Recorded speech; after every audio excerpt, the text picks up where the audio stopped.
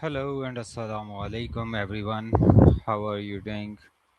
I hope that you all are doing good today. And today we are back with another interesting topic which we are going to discuss with ChatGPT. And today's topic is that how to think creatively and solve problem efficiently.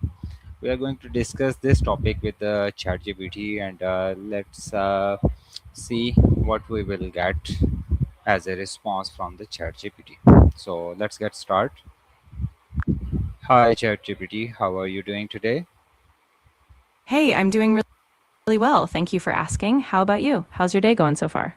Yeah, not too bad. I'm good. Today I want to discuss with you about an interesting topic that how to think creatively and solve problem efficiently. Are you ready for that?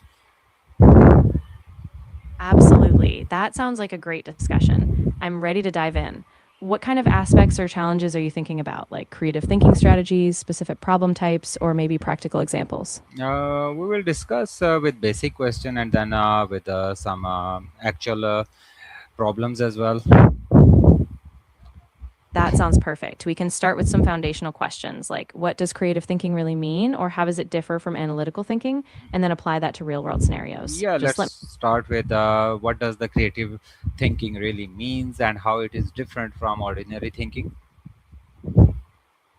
Great starting point. So, creative thinking is really about breaking out of habitual thought patterns. It's about seeing new possibilities, making novel connections, and coming up with original solutions.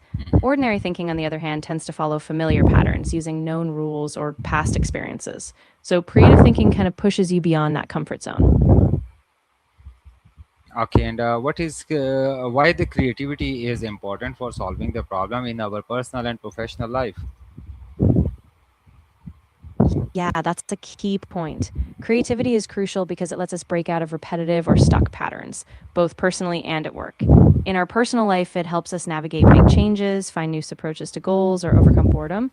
And professionally, it's what drives innovation, helping us create better products, solve tough business challenges, and adapt in a fast changing world. And can creativity be learned or it can be developed? Oh, definitely. Creativity is not just some innate talent. You can absolutely develop it.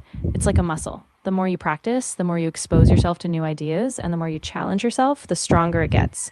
So things like brainstorming, self stepping outside your comfort zone and trying new experiences, all of that builds creative capacity. Okay, and what techniques can we use to generate the new and original ideas? Yeah, there are some great techniques for that. For example, you can use brainstorming sessions, just free flowing ideas without judgment.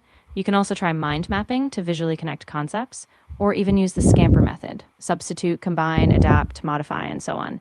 And of course, just exposing yourself to different fields like art, nature, or even unrelated industries can spark fresh ideas. Okay, and how can brainstorming help us look at the problem from different perspectives? Ah, that's a great point. So, brainstorming is really powerful because it encourages a free exchange of ideas.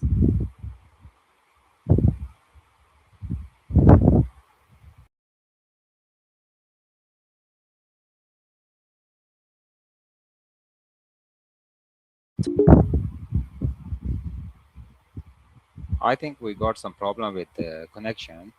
Are you ready now? Yeah, I'm here. Everything seems stable on my side now, so we can definitely keep going. Let me know where you'd like to pick up or if there's another aspect you want to dive into. Okay, let me ask the question that how can changing our environment or routine stimulate the creativity? Ah, that's a really interesting one. So, changing your environment, like working in a new place, adding some color, or even just rearranging your desk, can break you out of autopilot. It forces you to notice new things, make fresh connections, and changing routines, like taking a walk, learning something new, can spark that mental flexibility too. Okay, and why is it important to accept failure, especially when developing the creative ideas? Ah, that's really important. Failure is kind of like a built in teacher in the creative process. When we accept failure, we see it as a step toward learning. Each failed idea can point us to new directions, unexpected solutions, and a deeper understanding of what works and what doesn't. So it's really part of the growth. Okay, and how can we identify the real root cause instead of simple treating the symptoms? Yeah, that's a really crucial step. One way is to use techniques like the five whys. Basically, you keep asking why until you get to the underlying cause. You can also map out a cause and effect chain or look for patterns over time.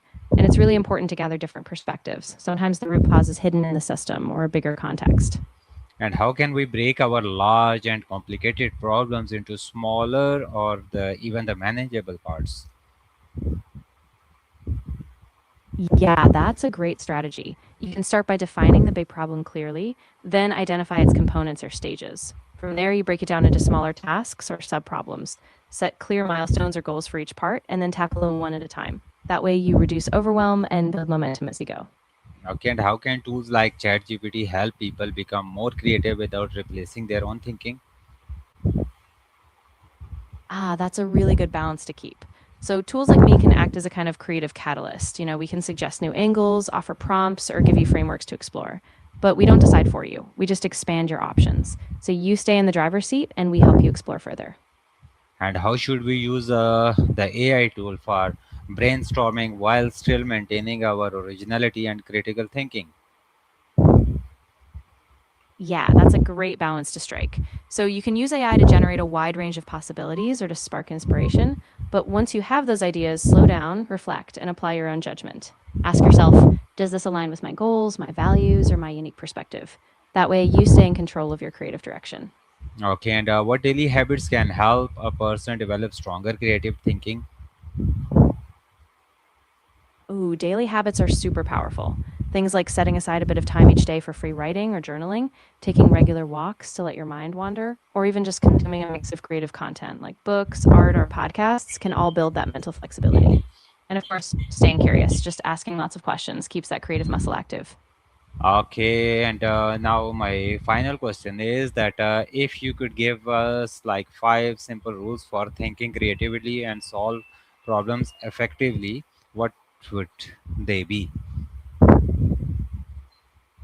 Ah, I love that. All right, so here are five simple rules. First, stay curious. Ask what if and why not.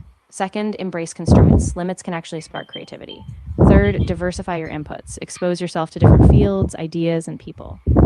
Fourth, allow time for reflection. Step back, let ideas simmer. And fifth, don't fear failure. Treat every misstep as a step toward a better solution. Okay, thank you so much for this insightful discussion on how to think the creatively and solve our problems efficiently day by day. You're so welcome. I'm really glad it was helpful. If you ever want to dive deeper or have more discussions like this, just let me know. Yeah, sure, why not? Okay, thank you so much for your kind advice.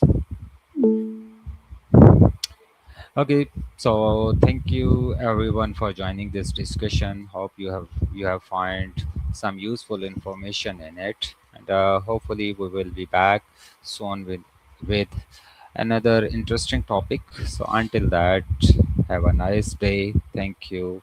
Allah Hafiz.